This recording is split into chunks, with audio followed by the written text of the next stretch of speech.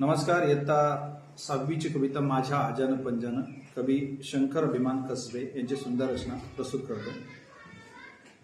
माझ्या आजान पंजान रोजई नल्या येसनी, माझ्या आजान पंजान रोजई नल्या येसनी, तुझ्या मातले गोर पे तभा करीती पेरणी, तुझ्या मातले गोर पे तभा करीती पेरणी.